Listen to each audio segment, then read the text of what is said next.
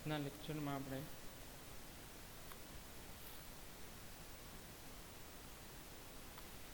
જોઈએ chapter number 6 સંઘાત એટલે શું, થિયરી જે બાકી છે ત્યાંથી સ્ટાર્ટ કરીએ.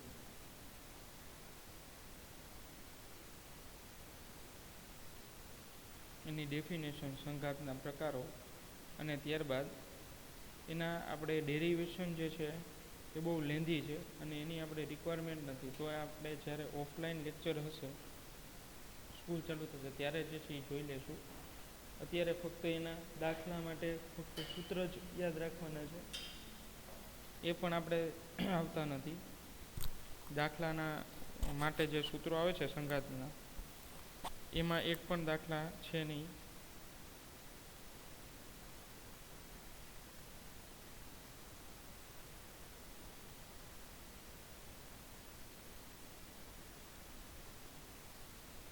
ચાલો, તો સંઘાત એટલે શું?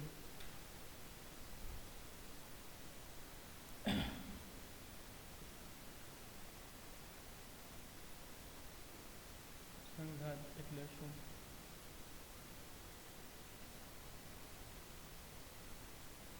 સમજાવો તથા તેના પ્રકાર લખો.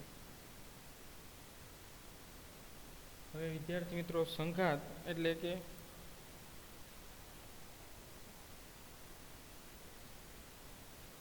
સંઘાત એટલે શું થશે કે બે પદાર્થોની અથડામણ.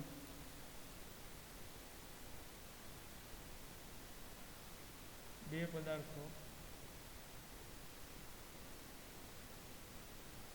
અથડામણને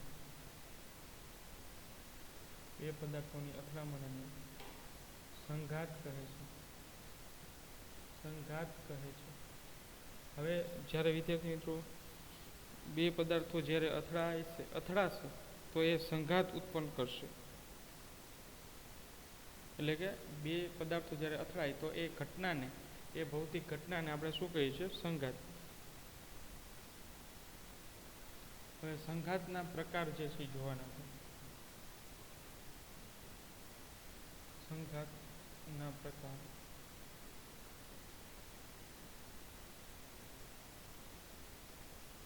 તો સંઘાતના ત્રણ પ્રકાર છે. સંઘાતના ત્રણ પ્રકાર છે. ત્રણ પ્રકારે સંઘાત જોવા મળે છે.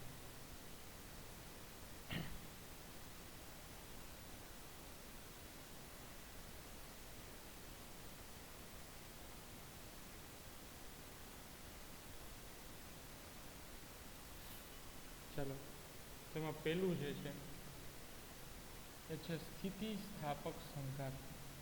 સ્થિતિસ્થાપક સંઘાત. ચાલો વિદ્યાર્થી મિત્રો, પહેલું જે છે એ છે સ્થિતિસ્થાપક સંઘાત.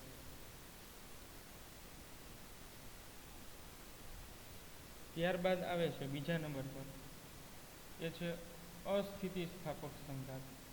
અસ્થિતિસ્થાપક સંઘાત. ચલો,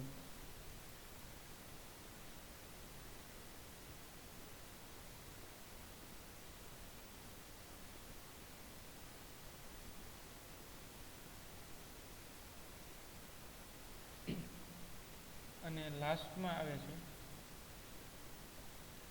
સંપૂર્ણ અસ્થિતિસ્થાપક સંઘાત. સંપૂર્ણ અસ્થિતિસ્થાપક સંઘાત. ચાલો, હવે વિદ્યાર્થી મિત્રો અહીંયા એક વસ્તુ ખાસ ધ્યાન રાખવાની છે.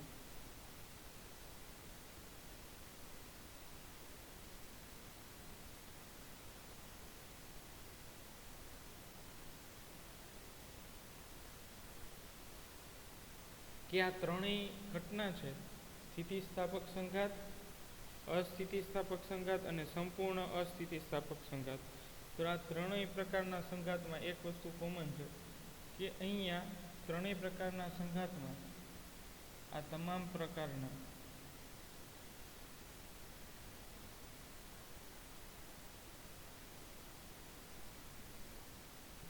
તમામ પ્રકારના સંઘાતમાં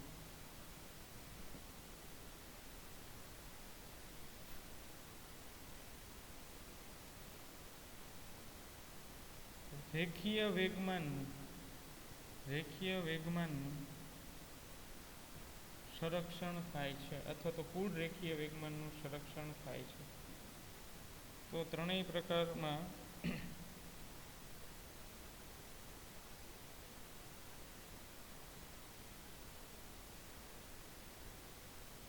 સંઘાતમાં એક વસ્તુ કોમન છે કે રેખીય વેગમાન એટલે કે લિનિયર મોમેન્ટમ એટલે કે વેગમાન એનું સંરક્ષણ થાય છે.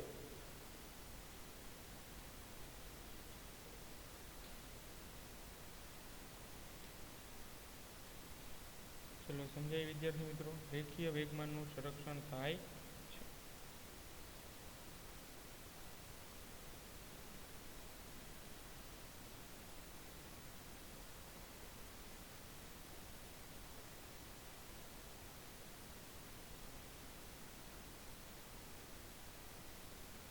ચલો હવે એક પછી એક આપણે જોતા જઈએ. એમાં સ્થિતિસ્થાપક સંઘાત.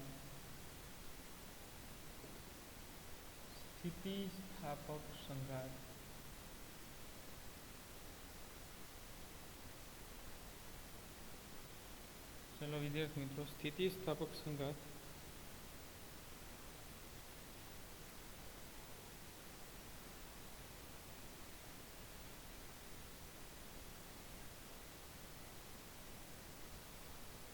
એમાં એની ડેફિનેશન જોઈએ. તો જે પ્રકારના સંઘાતમાં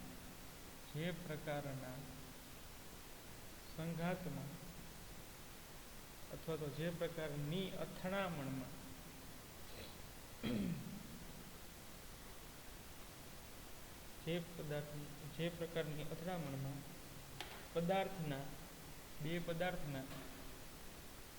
બે પદાર્થના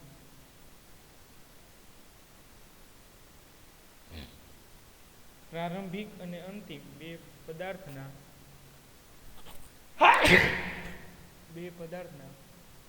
પ્રારંભિક અને અંતિમ વેગમાન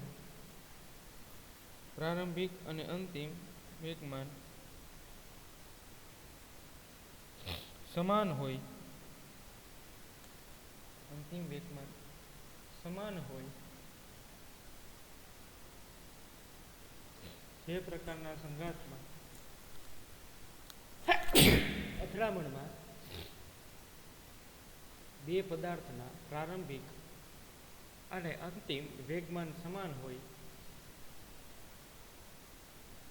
તે પ્રકારના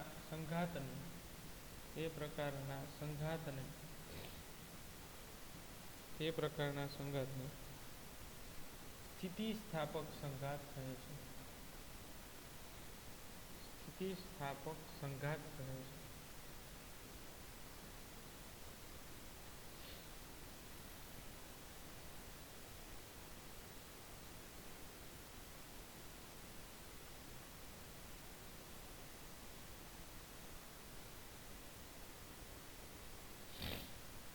ચલો તો હવે સ્થિતિસ્થાપકના વિદ્યાર્થી મિત્રો એક્ઝામ્પલ જોવા હોય તો આ એક પરિમાણ માટે સપોઝ કે આ બોલ છે એ m1 છે અને આ બોલનું દ્રવ્યમાન m2 છે. આ અથડામણ પહેલાનો વેગ એટલે આનો વેગ v1 છે.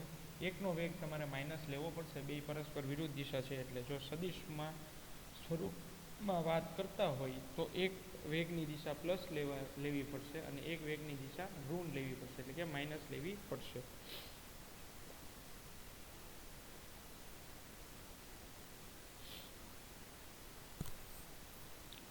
ચાલો હવે અહીંયા અથડામણ થઈ ગયા પહેલાની સ્થિતિ આ છે, અને અથડામણ થઈ ગયા બાદ આ અથડામણ પહેલાની સ્થિતિ છે.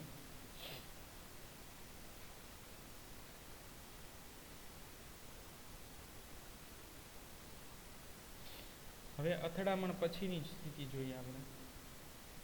અથડામણ પછી હવે આ પ્રકારની અથડામણ ને સન્મુખ અથડામણ પણ કહેવાય છે. M1 અને આ M2 હવે બંને અથડામણ પછી વિરુદ્ધ દિશામાં ગતિ કરશે એટલે V2 અને V1.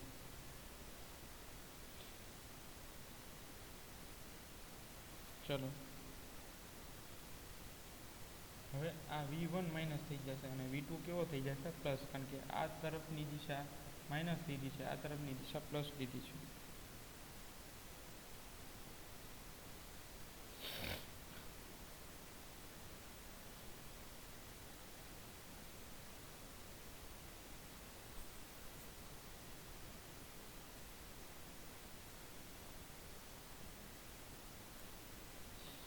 ચલો સમજાય છે વિદ્યાર્થી મિત્રો? તો આવા પ્રકારની અથડામણને સન્મુખ અથડામણ કહે છે. સન્મુખ અથડામણ. સન્મુખ અથડામણ કહે છે. હવે સન્મુખ અથડામણને આપણે હેડ ઓન અથડામણ એટલે કે હેડ ઓન કોલાઇઝન પણ કહેવાય છે. હેડ ઓન સંઘાત કહે છે.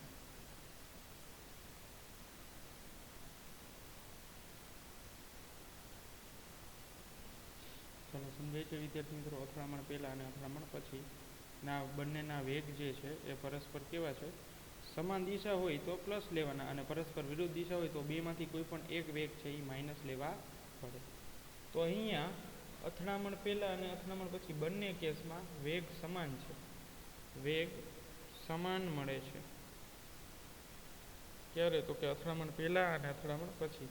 એટલે V1 equal to minus V2 આવું લખી શકાય. બંને વેગ સમાન મૂલ્યના છે.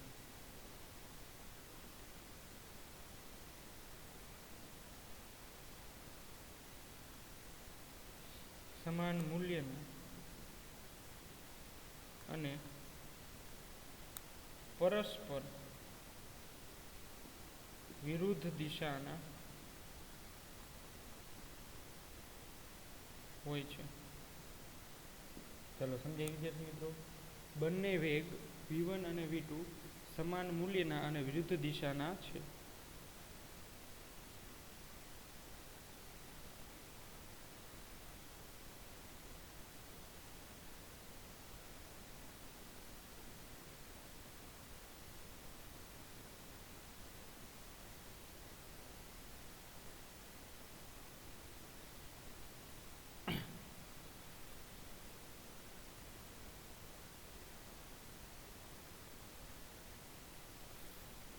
ચલો તો હવે અથડામણ પહેલાં અને અથડામણ પછી બંનેમાં વેગ જે છે એ સમાન મૂલ્યના છે.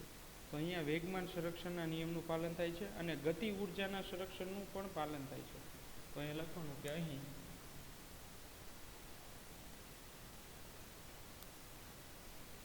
સ્થિતિસ્થાપક અથડામણ સ્થિતિસ્થાપક સંઘાતમાં સ્થિતિસ્થાપક સંઘાતમાં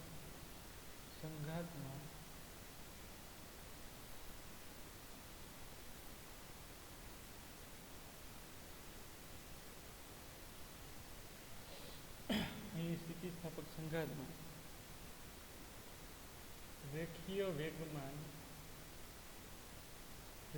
વેગમાનનું સંરક્ષણ થાય છે. રેખીય વેગમાનનું સંરક્ષણ થાય છે તથા ગતિ ઉર્જાના સંરક્ષણના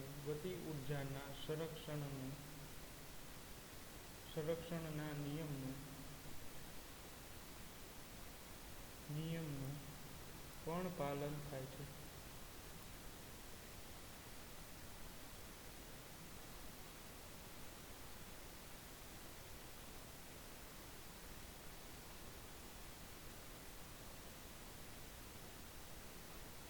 ચલો સમજાય છે? અહીં સ્થિતિસ્થાપક સંઘાતમાં રેખીય વેગમાનનું સંરક્ષણ થાય છે તથા ગતિ ઉર્જાના સંરક્ષણના નિયમનું પણ પાલન થાય છે. જો કઈ રીતે?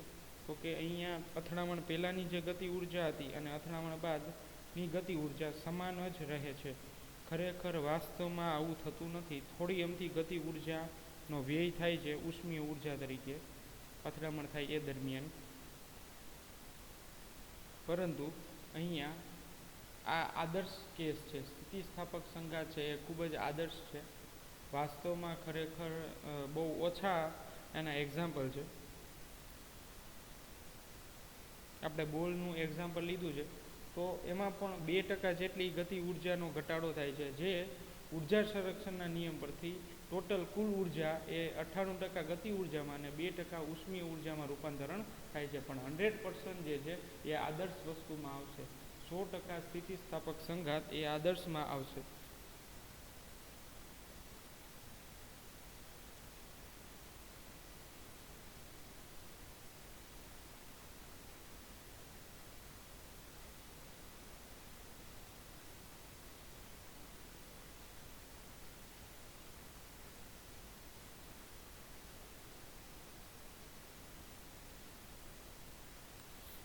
ચલો,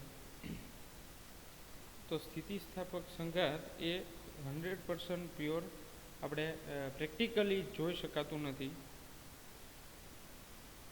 ચાલો હવે ત્યારબાદ અસ્થિતિસ્થાપક સંઘાત. ત્યારબાદ અસ્થિતિસ્થાપક સંઘાત.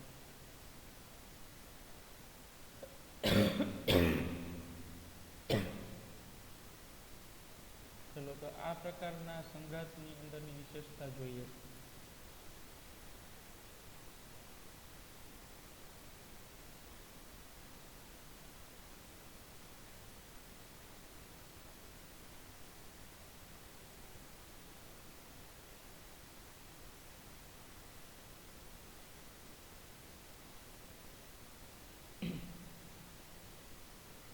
તો હવે એની ડેફિનેશન જોઈએ. તો જે પ્રકારના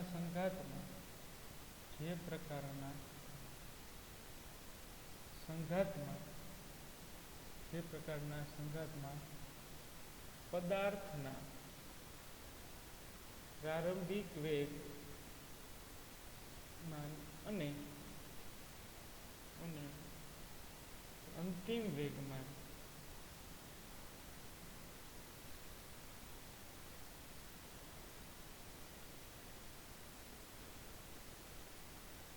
પ્રારંભિક વેગમાન અને અંતિમ વેગમાન જુદા જુદા હોય છે.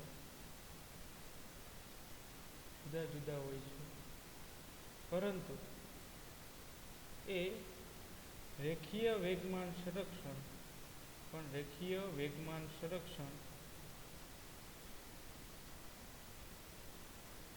ના નિયમનું પાલન કરે છે.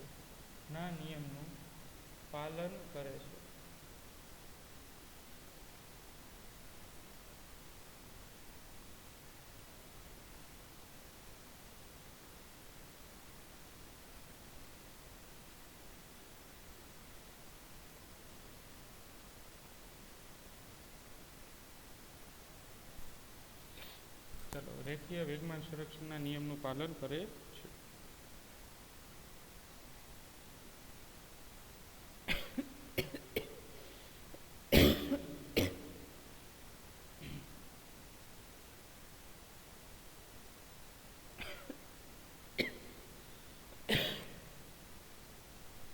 એક જ મિનિટ.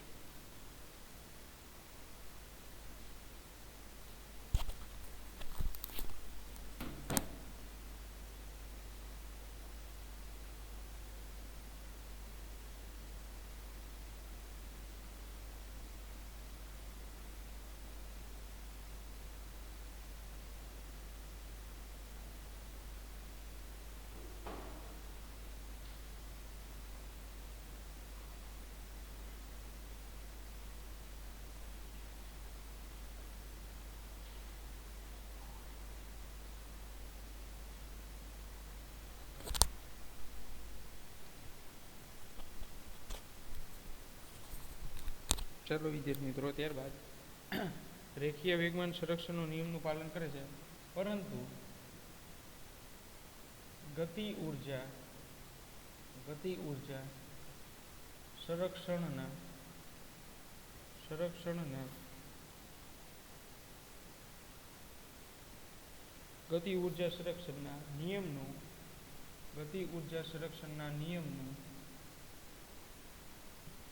પાલન થતું નથી.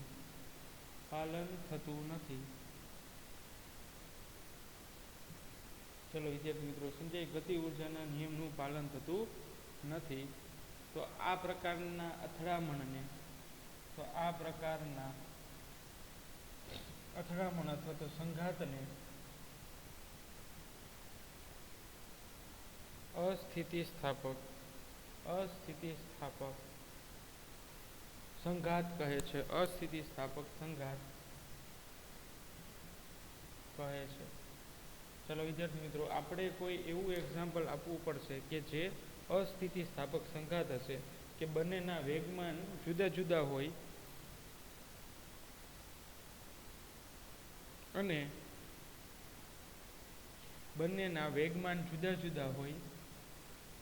પરંતુ ગતિ ઉર્જાના સંરક્ષણનું નિયમ પાલન ન થતું હોય.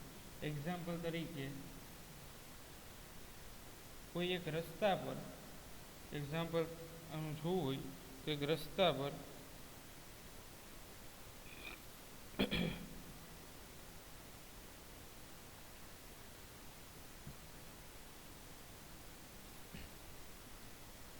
એક ટ્રક છે. એ ટ્રક આ તરફ ગતિ કરે છે v જેટલી વેલોસિટીથી 40 કિલોમીટર પ્રતિ કલાકની ઝડપથી એક તરફ ગતિ કરે છે.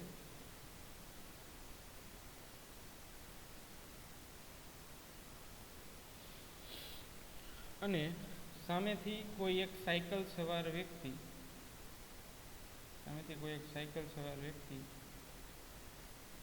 ની દિશા ટ્રક તરફ હોય છે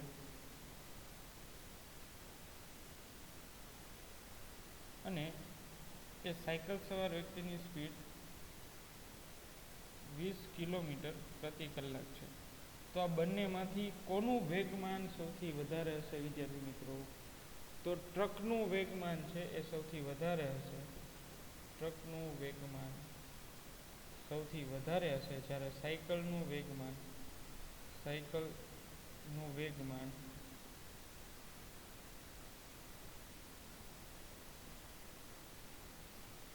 ટ્રક કરતા ઓછું હશે. એટલે PT ટ્રકનું momentum greater than PB bicycle. તો બાઇસિકલનું જે મોમેન્ટમ છે એ ટ્રકના મોમેન્ટમ કરતાં ઓછું હશે.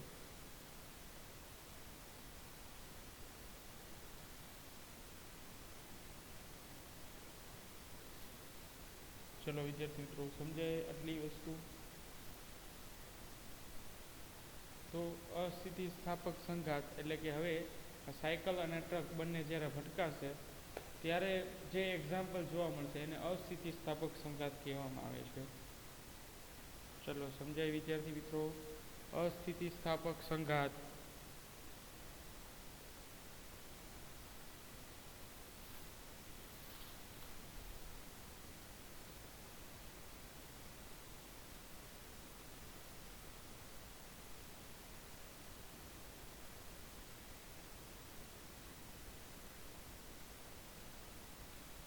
ચલો તો હવે એક જ આના પછી સંઘાત બાકી રહેશે. એ આપણે નેક્સ્ટ લેક્ચરમાં જોવાનું છે.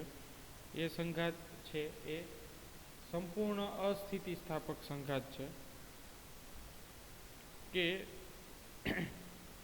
એના એક્ઝામ્પલ ને એ બધું આપણે નેક્સ્ટ લેક્ચરમાં જોશું.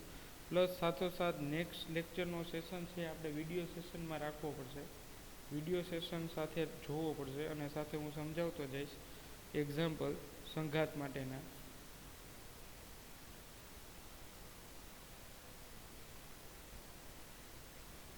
હવે ખરેખર જે છે આ અસ્થિતિસ્થાપક સંઘાત છે એ ખરેખર અસંરક્ષી છે. હજી આમાં અમુક વસ્તુ એડ કરવી હોય તો કરી શકાય કે અસ્થિતિસ્થાપક સંઘાત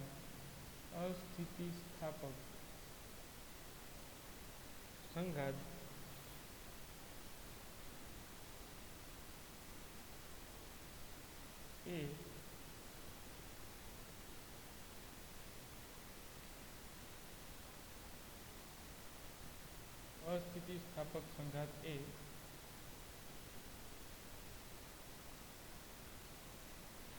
અસંરક્ષી છે.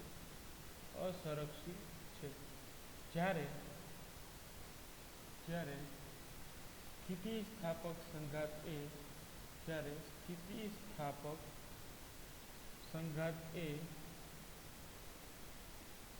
સંરક્ષી છે.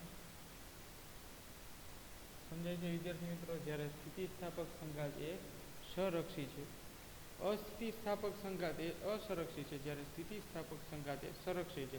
એટલે સંરક્ષી જે છે એ ફક્ત પ્રારંભિક અને અંતિમ પર જ આધાર રાખે. તો પ્રારંભિક વેગમાન અને અંતિમ વેગમાન સમાન છે, તો આપણે એવું કહી દીધું કે ભાઈ એને આપણે સ્થિતિસ્થાપક સંઘાત કહીએ. અને જ્યારે અસ્થિતિસ્થાપક સંઘાત માટે પ્રારંભિક અને અંતિમ સમાન હોતા નથી. ચલો સમજાય વિદ્યાર્થી મિત્રો આટલું?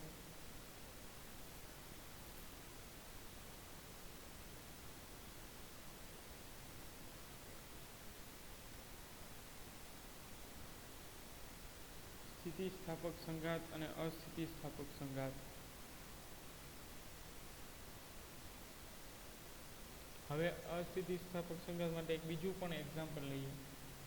સપોઝ કે એક બુલેટ છે.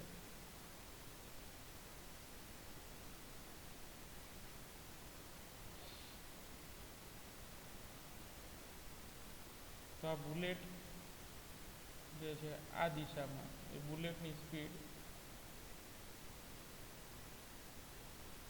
80 મીટર પ્રતિ સેકન્ડ છે. એટલે અને બુલેટનું દળ કંઈક આપેલું હોય એટલે MB 0.5 કિલોગ્રામ લઈએ, 0.05 કિલોગ્રામ લઈએ. 0.05 કિલોગ્રામ એટલે કે 50 ગ્રામ જેટલી જે છે એ બુલેટનું દ્રવ્યમાન છે. અને એ કોઈ એક બ્લોક સાથે અથડાય છે. એ જ્યારે બ્લોક સાથે અથડાય છે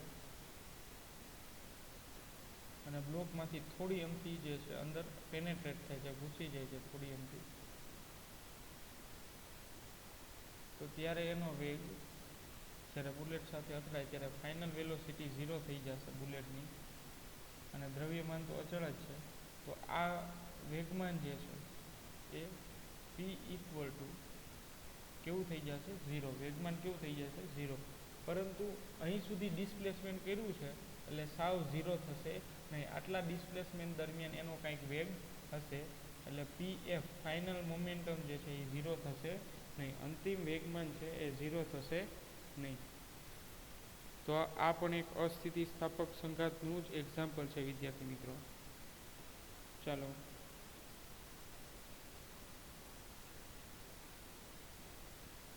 તો આજના લેક્ચરમાં જે છે એ અહીં સુધી રાખીએ અસ્થિતિસ્થાપક સંઘાત સુધી. સ્થિતિસ્થાપક સંઘાત અસ્થિતિસ્થાપક સંઘાત સુધી જોઈએ, અને આ બધી વસ્તુ તમારે ફેરબુકમાં કમ્પ્લીટ કરવાની છે. સંરક્ષી અને અસંરક્ષી વચ્ચેનો ખાસ ખ્યાલ હોવો જોઈએ. જો નથી તો તમે ખાસ યાદ રાખજો. અસંરક્ષી અને સંરક્ષી વચ્ચેનો ડિફરન્સ વિદ્યાર્થી મિત્રો ખાસ યાદ હોવો જોઈએ. સંરક્ષી એટલે ફક્ત પ્રારંભિક અને અંતિમ કોઈ પણ પદાર્થની પ્રારંભિક અને અંતિમ અવસ્થા પર આધારિત હોય. એ પછી બળ હોય, ગતિ હોય, વેગમાન હોય, જે હોય તો પ્રારંભિક અને અંતિમ અવસ્થા પર આધારિત હોય તો એ બધી વસ્તુને આપણે સંરક્ષી કહીશું. એટલે સંરક્ષી બળ આવે, સંરક્ષી ક્ષેત્ર આવે. અને અસંરક્ષી માટે પ્રારંભિક અને અંતિમ પર આધારિત ન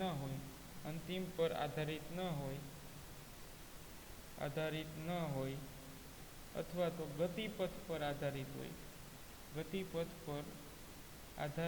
એટલે ગતિપથ પર જો આધારિત હોય તો એ વેગમાન, વેગ, પ્રવેગ આ બધા પર આધાર રાખતું હોય, સ્થાનાંતર આ બંને બધા પર આધાર રાખતું હોય, તો એને જે છે આપણે શું કહીશું? અસંરક્ષી બળો.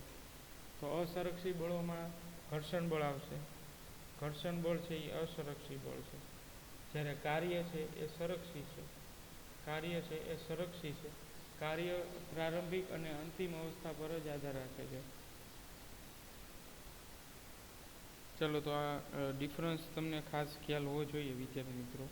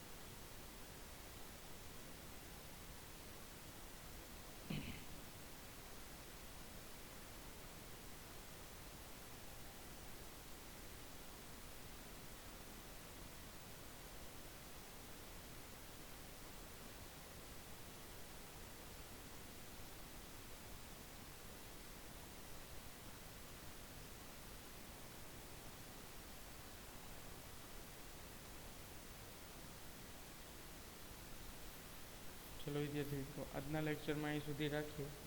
નેક્સ્ટ લેક્ચરમાં આપણે સંપૂર્ણ અસ્થિતિસ્થાપક સંઘાત અને સ્થિતિસ્થાપક સંઘાત, અસ્થિતિસ્થાપક સંઘાત અને સંપૂર્ણ અસ્થિતિસ્થાપક સંઘાત વિશે ચર્ચા કરવાની છે. ત્યારબાદ સંરક્ષી અને અસંરક્ષીનું તથા આ બધાના એક્ઝામ્પલના વિડીયો જે છે, વિડીયો લેક્ચર ખાસ જે છે એ જોવાના છે આપણે વિથ એનિમેશન.